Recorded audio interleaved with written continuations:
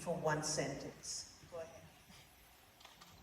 I'm going to answer this question as a Jew and as an Israeli citizen, that what this film did for me, that reminded me that if I am not the owner and the narrator of my own story, someone will take it from me, and it is my duty to continue to talk about this movie, to talk about these women, and to, when I walk into a room of women's rights organizations, that I don't leave those two parts of me outside, and I insist that people look me in the face and recognize what my people are going through, what these women have gone through, and I'm not going to back down. That was 5 sentences. Well, I think everybody in this room can play a role. Education, as I said before, is the road to peace and understanding. There is denial not just of the women's rape issue, but there also is denial of everything. The posters being taken down, the whole experience, the whole Jewish-Israeli experience. So you have a role. You can educate, you can post, you can repost. And if you're on social media, if not, you can write a letter to the editor. You can pick up a pen. You can put your hands on this. You can make sure that every single one of your friends sees this film and other films that are relevant. So pick up a pen. Make sure that you take a role here. Join us. 800 people were executed in Iran last year. That's what the UN rapporteur told us last week on the Hill. Just for saying what they believe in, for not wearing a hijab or a dupatta or whatever. 800 people were executed. 2,000. Why? 2,000. 2,000. If they're saying 800, it might be 2,000. Why is there selective outrage? Why didn't people speak up for Mahsa Amini, who had the courage to do what she believed in?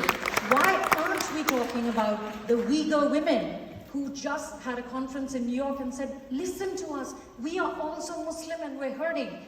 Why don't we talk about Rohingya women? Do you know, thousands and thousands of them were raped. They are still trafficked and sent to all parts of Asia.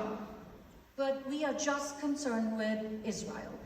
That has to stop. This selective outrage has to stop, and we all need to demand that Seema Bahous, who's the UN Women's Chief, has not condemned the violence of Hamas against Israeli women. She doesn't even believe it. She needs to resign, and we must all call for that.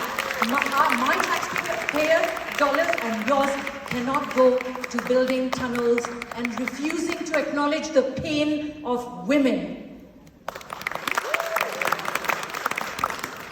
I'll keep it short. I think Yeah, please, everybody. we just need a political and civic engagement home for Muslim Americans that are not anti-Semitic, that are not with the grievance narrative, and that are a counter to CARE and ISNA and ICNA.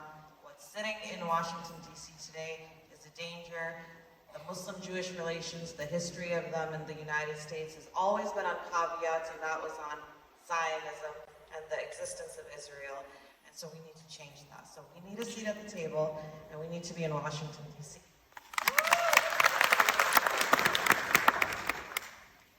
Be a role model.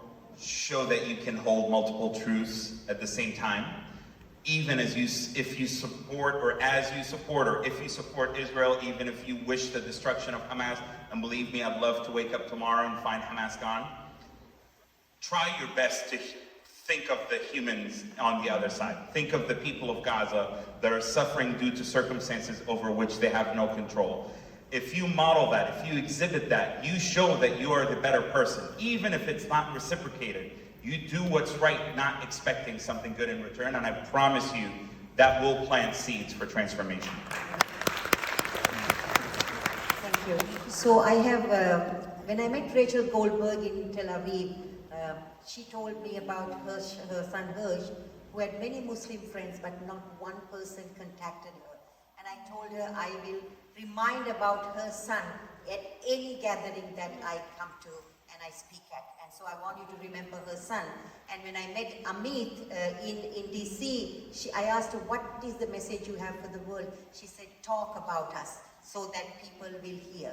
And my request to you is, there are 650 million Muslims in South Asia. Don't forget that.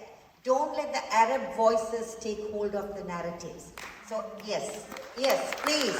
This is urgent. This is important. As Zainab said, we need you to amplify our voices. This is hard for us.